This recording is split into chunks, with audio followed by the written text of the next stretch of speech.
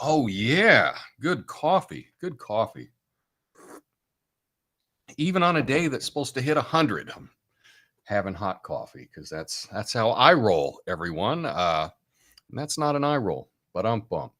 Anyway, it's July 5th. Hope you all had an awesome Independence Day. I did. I thought it was pretty good. And today I've got a rambling monologue because all the topics I wanted to talk about, I didn't feel like I was able to talk about. Not that I'm being censored, but because I don't understand them yet. I need a little bit more time to really get it. I know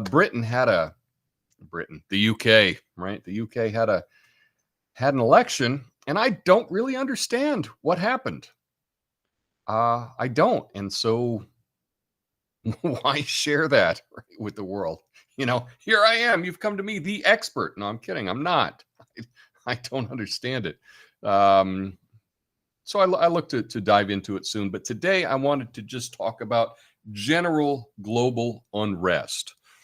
So that's what we will get to with the monologue, and I think it's a pretty interesting topic. So let's just dive into it.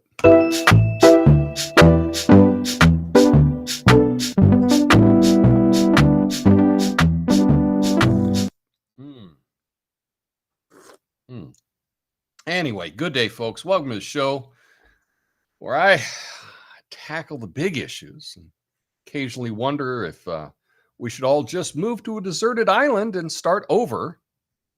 Let's talk about the latest global spectacle, economic unrest. It's like the world collectively decided to play Monopoly and everyone went bankrupt at the same time. Yeah. Kenya, right? Beautiful country, incredible wildlife. But right now, it's more like the Lion King meets Mad Max. Protests over proposed tax increases got so intense, Parliament almost went up in flames. We thought our tax season was stressful, at least over there. They're passionate. Bolivia, on the other hand, is going through their own version of coup d'etat dos, electric boogaloo. A military general decided to overthrow the president because of a gas shortage, maybe. I don't know. Imagine the tension. 1 minute you're in line for gas, the next minute you're in the middle of a coup. That's a plot twist. And there's France. France, land of wine, cheese, and apparently really ticked off farmers. They've been blocking roads, staging protests because they can't make ends meet. The far right party is gaining traction, but let's focus on the fact that these farmers are serious. They're dumping manure, burning hay, causing traffic jams that make Los Angeles traffic look like a back road country drive. But it's not just these countries. Economic fears are spreading faster than a viral TikTok.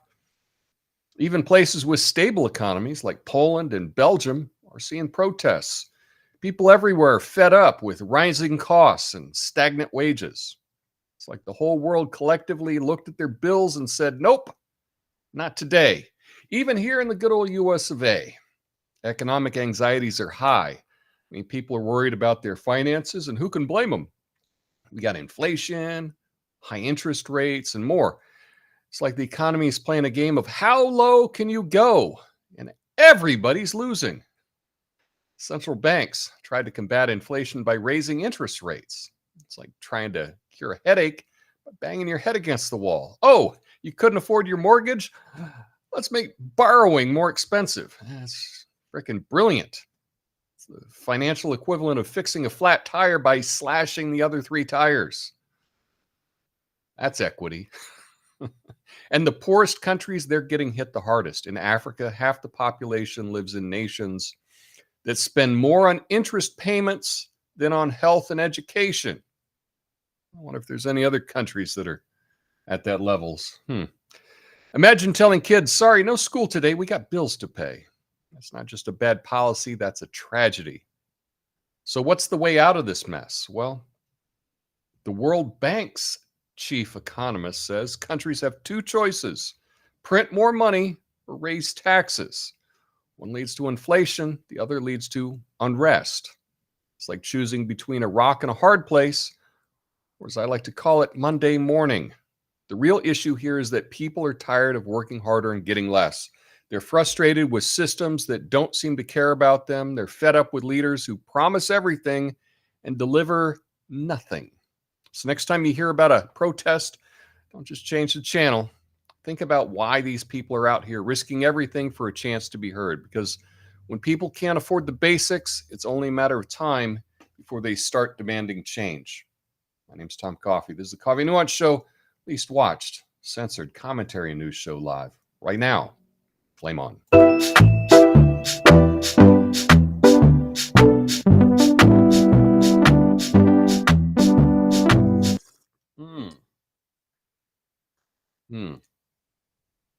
Yeah. Yeah, I agree. Look at the moon. We need more than 4 people here, but got a couple people watching. Anyway, yeah, I really wanted to talk about the UK election, but I don't understand it.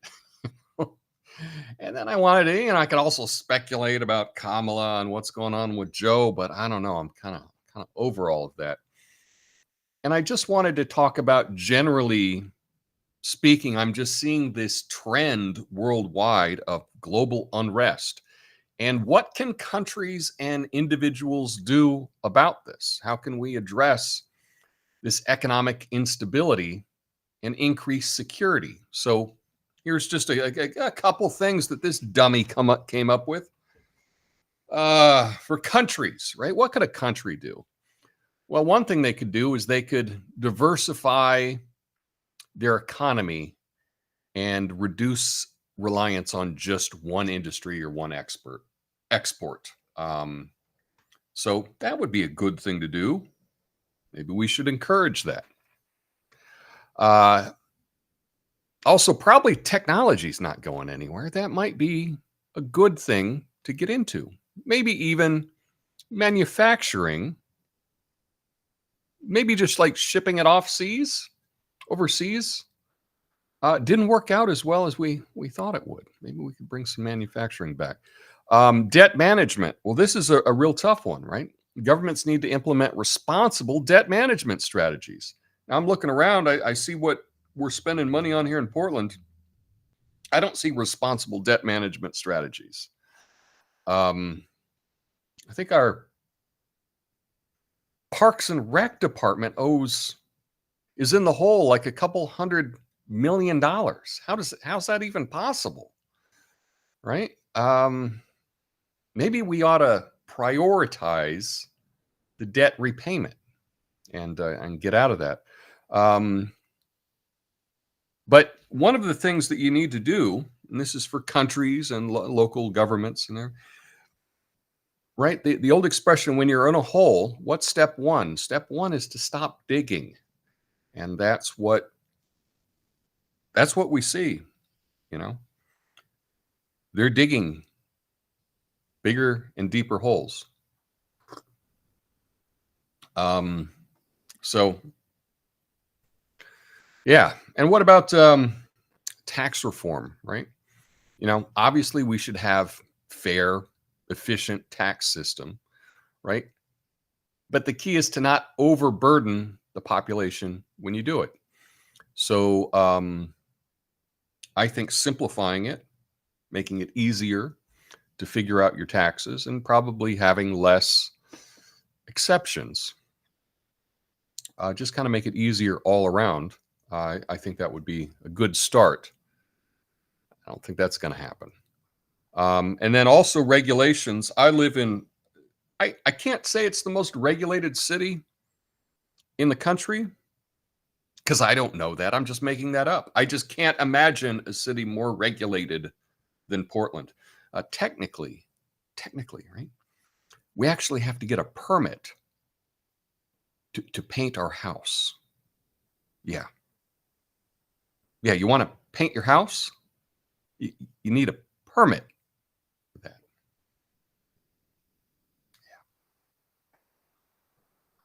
Yeah. But if we're going to be investing anything, I love how we call it investing, which it's essentially just spending money you don't have, right? But if you're going to invest in programs that will actually maybe prepare the workforce to adapt to different things coming up, all the changes. But now it gets to the question: is what can we do as individuals? Because I know that this has got to be really stressful. It's been stressing me out. To think what's happening in the country, what's happening in the world, what the hell can I do about it? And I don't know, I can start with maybe a budget, prioritize saving, but probably saving in US dollars with the inflation that we have might not be the best way to save. Now, I'm not giving financial advice, but I think that you should aim to build an emergency fund to cover at least 3 months. At least 3 months. You need at least 3 months in case of an emergency. And I've read that most people don't even have $500 for an emergency. I think you should have at least 3 months, probably 6 months, if there's an emergency, so that you're able to carry on. Obviously, you want to diversify everything, blah, blah, blah. And debt management. Now, obviously, not all debt is the same, okay? But you want to pay down high interest debt as quickly as possible and avoid accumulating new debt, meaning stop digging, okay? So much like our countries need to stop spending money they don't have, we need to do that as well. And there's lots of different debt consolidation strategies that you can look into. But I would say one of the important things that you can do in this kind of global uncertainty is to work on your own network, professional network, family network, community network. Because when things get tough, we're going to need other people. And I really believe that it is true that if you need a new job, you're not getting that job from Craigslist, and you're not getting that job by just walking in and applying. You're going to get that job through your network, through someone that you know. Well, once you lose your job, now it's too late to build a network. You need to be working on your network right now. So whether that's a local community, at your community center, at your church, there's different, maybe at your kid's school, you can build your network there. I have a network of guys that I have come to know over the last number of years with through Bitcoin. Right? But there are lots of different places that you can build a community and at least have a network, have people that you can call on. This is going to be more and more important, especially going forward with more and more like global uncertainty. I think over the last week, you've seen that things are really uncertain here in the US. And the last thing that I wanted to just throw out is something to work on, and that is your health and your wellness. Rather than stressing out, rather than doom scrolling, rather than trying to find the latest thing on X, right? Prioritize your physical and mental health, okay? Healthy lifestyle, it's going to reduce your medical expenses and it's going to improve your life overall. So take advantage if you got an employer, health benefits, preventative care, those types of things. I myself have started my day every day walking a 5K. So every morning I get up, have a quick cup of coffee, and then I'm off for a 5K walk amongst the trees and nature, and it's a beautiful way for me to start my day. But I just wanted to encourage you to do that as well, because it's really working out for me, working well. Anyway, also the last network I want to say is who do you go to find out about a topic that you don't understand? And for example, I don't know who to go to find out about what happened with the election in the UK. I don't know. I didn't have that established beforehand. I didn't have, oh, these are the couple content creators that I can go to that I trust them. I've been following them for a long time. I believe what they have to say, and I think that they do a good job of breaking it down. I don't have that. If you have that, if you know who would be good for me to check out so that I can understand what happened in the UK better, please let me know in the comments, because currently I don't know. I'm trying to figure that out myself. But that's something that you can also think about. Who are people that you can go to? Who are their sources that you can go to kind of make sense of things? Not everyone is good at everything. And so probably in different topics, you're going to have different people you go to. Now, I know that this was all rambling and all over the place, but life's like that sometimes. And I guess today I was just a little rambly and all over the place because I really wasn't that excited about any of the current news topics. So I just wanted to deal with a general thing that's kind of been weighing on me. And that's just the global unrest that we see all around, and what we can do about it, because I need a better plan myself. I know this is something that I'm working on, and I hope you are too. Anyway, that's all I have today, really. But stick around for the after show. I'll go through all of your comments. I hope this wasn't a downer, but I just had to get that out there. And like I say, let me know if you got any good sources for UK news. I don't know who to believe. But stick around for the after show. I'll see you then. Peace.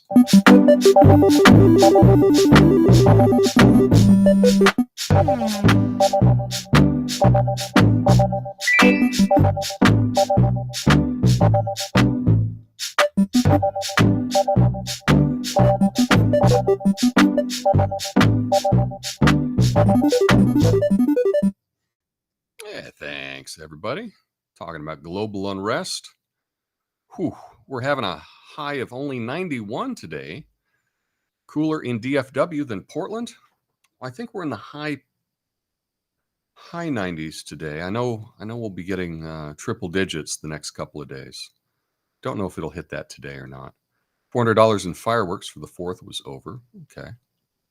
That's $400 more than I spent. 89 degrees with 59% humidity in Belfast, Tennessee today. Well, that's not too humid. We need 4 more people here. Yeah, looks like we didn't make it today on Rumble, but I wasn't paying attention to the numbers, is what it is. Do you remember NPVIC? A greater than 0% possibility exists that Trump gets a Reagan-style landslide by winning the popular vote and having Florida, Texas sign up to trigger the compact. I do remember NPVIC. I should do a follow-up on that because I haven't seen if so. This was NPVIC. What the heck? What NPVIC? So that was the National Popular Vote Interstate Compact, and I don't know what the latest on it is. But let's see, the latest headline that I saw is that I guess they had an annual meeting in May, and that Maine legislature passed bill to join the compact. So I don't know if there's enough for that, but yeah, that would be a good follow-up.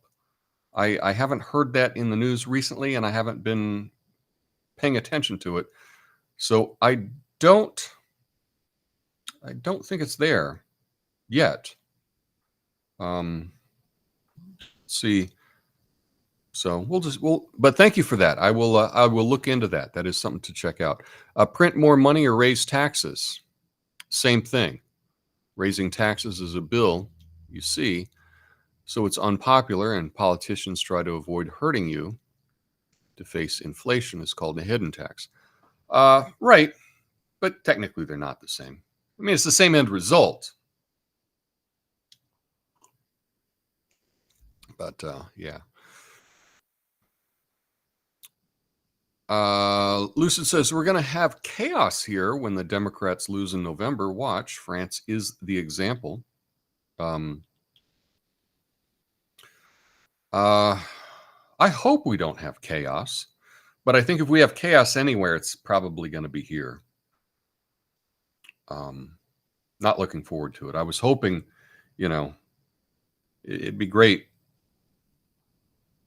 if we had a new city council and mayor by then, but they'll have to be elected on election day, and so we won't. They won't be in charge yet. But I suspect that there will be a lot of riots here in November. Portland is the most overregulated city, if not its second. That's what I would guess. But then again, I don't have any data on that whatsoever. There's a lot of things individuals can do, says Joe. Many of them I disavow because they are illegal. Yes, it's always important to clarify things. Probably staying legal would be one thing to work on. I think that's good. Gen Z is the fly-by-your-pants generation. I don't know if they are or not. A permit for paint? I guess they prefer older-looking homes. No, they just want to... They've made it such that pretty much anything you do is against the law, and it's all selective enforcement. That's what it is. There's a road by me.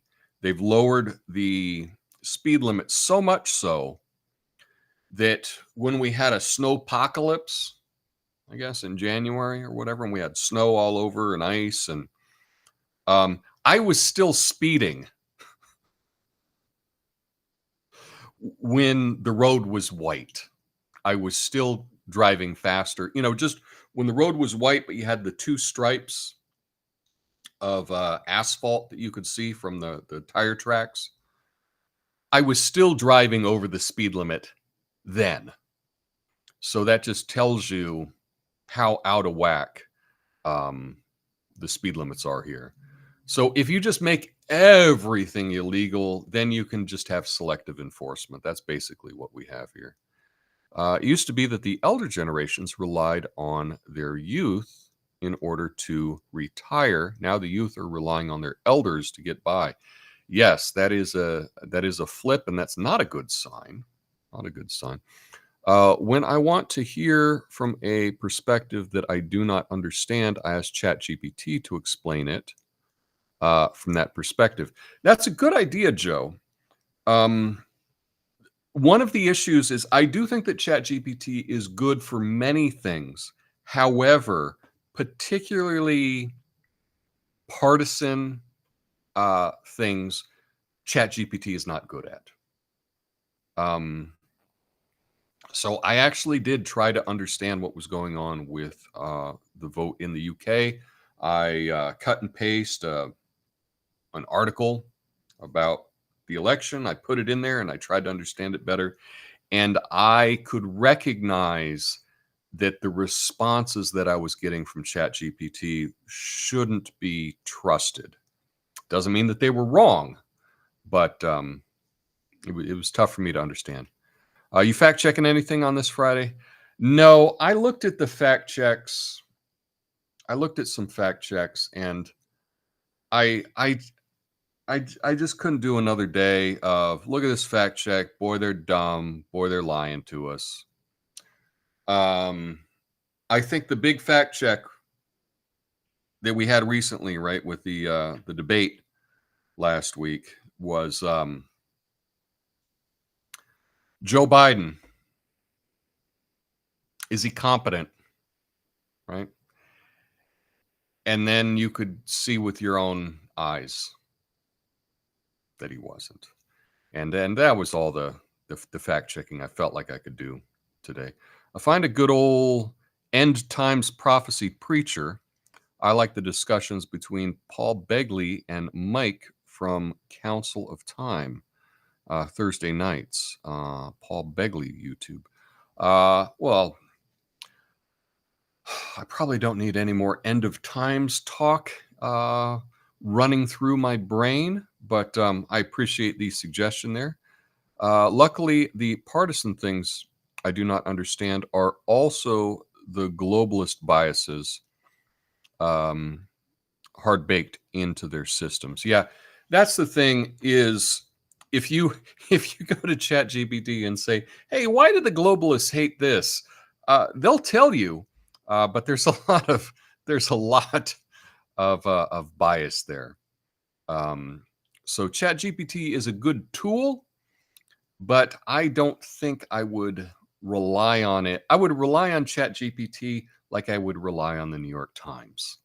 And you can take that for what it is. Anyway, that's all I have today. I'm going to get back to watching Euro 2024.